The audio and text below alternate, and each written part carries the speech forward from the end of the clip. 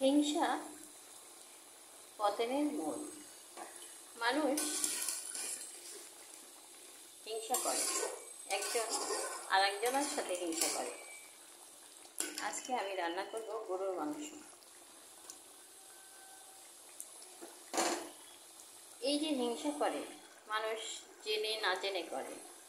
এই যে হিংসা তৈরি করে, নবীরা প্রত্যেকে এসে বলেছেন মানুষের মধ্যে হিংসা তৈরি করে শয়তান, মানুষের মধ্যে রাগ তৈরি করে শয়তান, মানুষের মধ্যে খারাপ জিনিসটা তৈরি করে শয়তান। এ থেকে যেন মানুষ বিরত থাকে। কিন্তু আসলে কি মানুষ এই শয়তান, খারাপ কাজ থেকে, অত্যাচার নিপীড়ন থেকে, জুলুম থেকে, গুম হত্যা থেকে, খুন খারাপি থেকে মানুষ কি বিরত? না, বিরত নয়। অহরহ হিংসা করছে, অহরহ মানুষের ক্ষতি করছে। এটি ঠিক নয়। আমাদের মনুষ্যত্বকে কাজে লাগাতে হবে, বিবেককে কাজে লাগাতে হবে।